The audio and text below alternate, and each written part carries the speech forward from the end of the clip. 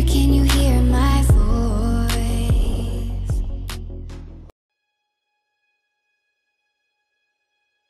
Ang padre di pamilya ang inaasahang magsilbing haligi ng tahanan. Ngunit, paano kung isang araw, ang taong dapat sana'y magpanatili ng katatagan, siya rin mismo ang sisira at maghahatid ng katapusan sa pamilyang pinakaiingat-ingatan? Kumusta mga kapatid? Welcome sa Kwentong Barbero. Kamakailan lang ay inilabas sa Netflix ang documentary film na pinamagatang American Murder: The Family Next Door. Ito ay tumutukoy sa kung paano tinapos ng isang ama ang buhay ng kanyang buong pamilya. Ano nga ba ang dahilan kung bakit niya nagawa ang napakahirap paniwalaang krimen kagaya nito? Yan ay ating sasagutin sa videong ito. Pero bago ang lahat, kung napadaan ka lang dito, iniimbitahan kitang mag-subscribe sa aming channel para maging updated ka sa aming mga susunod na mga kwento. Sisimulan ko ang kwento sa kung paano nagsimula ang pag-iibigan ng mag-asawang bida sa storya nating ito. Sina Shannon at Christopher Watts ay nagkakilala sa pamamagitan ng social media platform na Facebook taong 2010.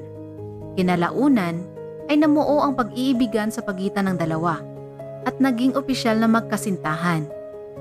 Ang dalawa ay ikinasal noong November 3, 2012. Naging maganda ang pagsasama ng dalawa hanggang sa paglipas ng ilang taon, sila ay biniyayaan ng dalawang anak. Ito ay sina Bella at Celeste. Kung tutuusin, ay napaka-perpekto ng imahe ng pamilyang ito. Laging masaya at wala ka nang hahanapin pa. Makikita ito sa mga social media post ng pamilya. Walang araw na hindi nagpapasalamat si Shannon na dumating sa buhay niya ang kanyang napakabait na asawang si Chris. Si Chris ay nagtatrabaho bilang operator sa isang petroleum corporation. Si Shannon naman ay isang independent representative sa isang multi-level marketing company. Bagamat parehong may mga trabaho, ang kanilang kinikita ay hindi sapat para sa kanilang gastusin. Credit card, student loans, medical bills at iba pang pagkakautang. Ito ang mga bagay na nagpapahirap sa sitwasyon ng pamilya. Kaya naman noong June 2015, napilitan silang mag-file ng bankruptcy dahil sa hindi na nila kayang bayaran ang lahat ng ito. Sa kabila ng kanilang mga naging problema, nanatiling matatag ang pamilyang Watts. Makikita sa kanilang mga social media post na sila'y nanatiling masaya, kapiling ang isa't isa. May 5, 2018, si Shannon ay nag-post ng Facebook Live kasama ang pamilya. Makikita ang kanilang sweetness at masayang banding. Panoorin natin ang bahagi ng clip na ito. And we're gonna have a lot of fun. What are you doing? This child does not sit still. Look at this.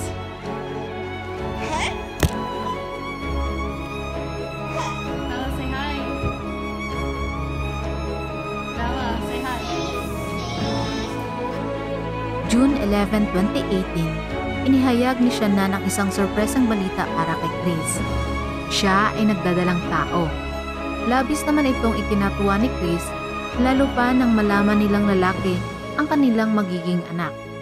Kahit nasa sinapupunan pa'y, pinangalanan na nila itong Nico Lee.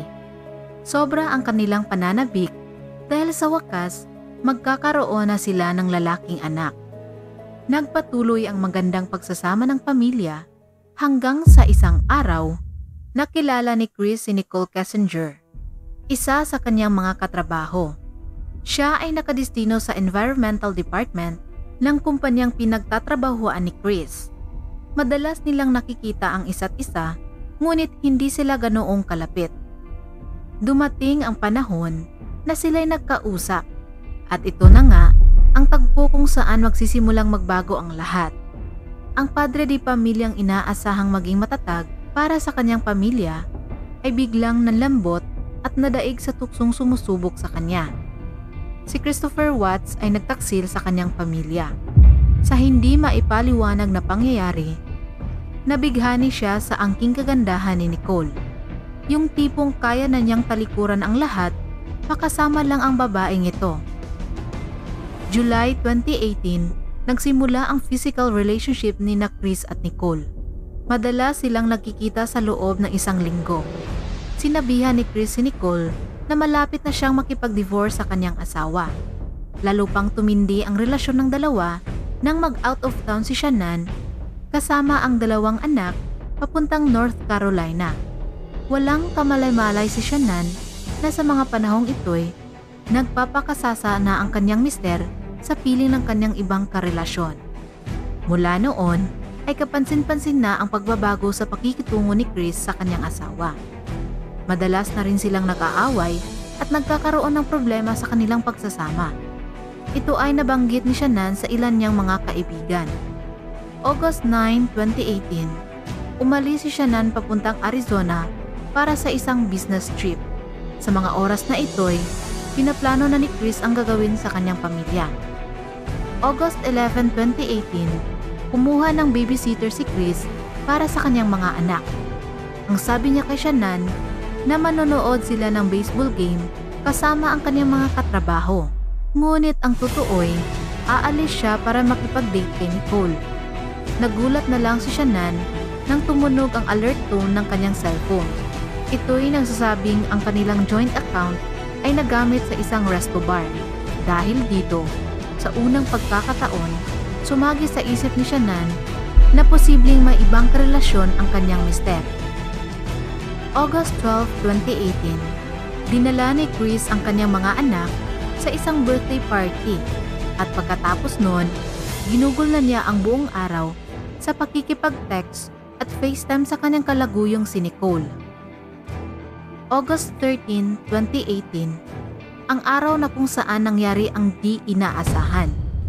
Mag-aalas 2 ng madaling araw, nakauwi sa kanilang bahay si Shannan galing sa business trip.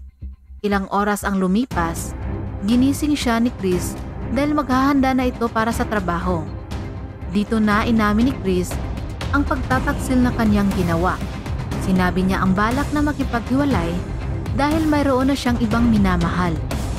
Sumagot si Shannan na hindi na kailanman makikita ni Chris ang kanilang mga anak at dito na nagawa ni Chris ang bagay na kahit na sino'y hindi mag-aakalang magaganap. Tinapos niya ang buhay ng kanyang asawa.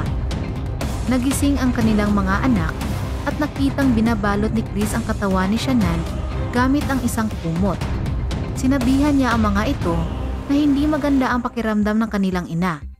Gamit ang kanyang sasakyan, dinala ni Chris ang bangkay ng kanyang asawa kasama ang dalawa niyang anak sa bahagi ng Petroleum Corporation na kanyang pinagtatrabahuan. Naghukay siya ng ilang pulgada lang ang lalim at dito niya inilibing si Shannan. Sunod niyang pinaslang ang bunsong anak na si Celeste, gamit ang kumot bilang pansakal. Sa mga huling sandali, ang nakatatandang anak niyang si Bella ay nagmamakaawa pa sa kanyang ama. Napakasakit nitong pakinggan pero nagawa niya ito sa kanyang pamilya. Isinilid niya ang bangkay ng mga anak sa oil tank. Ang nasa isip ni Chris ay matatapos na ang lahat ng kanyang problema sa pamilya at magkakaroon na siya ng kalayaan para mamuhay kasama si Nicole. Lagpas 1:00 ng hapon, inireport na missing sina Shannan at dalawa niyang anak. August 14, 2018, isang mapagpanggap na Chris Watts ang humarap sa media. Dito siya nagmakaawa na kung saan man sina Shannan sa mga oras na iyon, sana bumalik na sila sa piling niya. Napaka-natural na kanyang naging kilos sa harap ng mga media at investigador, kaya kahit sino'y hindi magdududa na siya'y may kasalanan. Hanggang sa isinailalim siya sa polygraph test. Dito'y lumabas na siya ay nagsisinungaling. Nangako siyang sasabihin ang katotohanan kung papayagan siyang makausap ang kanyang ama. Pumayag ang mga otoridad sa gusto niya at umubra naman ito. Inako niya ang pagkitil sa buhay ng kanyang asawa. Sinabi niyang nagawa niya lang ito dahil pinaslang ni Shannan ang mga anak. Ngunit makalipas ang ilang araw, binago rin niya ito at inako ang pagkitil sa buhay ng kanyang buong pamilya. Ang katanungan ng marami, posible kayang may partisipasyon si Nicole sa mga nangyari? Abangan ang susunod na video dahil kikilalanin natin ang pagkatao ng masasabing tunay na dahilan kung bakit nagawa ni Chris Watts sa kanyang pamilya ang malademonyong bagay. Sino nga ba si Nicole Kessinger? Yan ang dapat nyong abangan. Dahil sa ngayon, hanggang dito na lang muna. Mag-subscribe, i-like at i-share ang ating video. Maraming salamat sa inyong panonood at hanggang sa muli.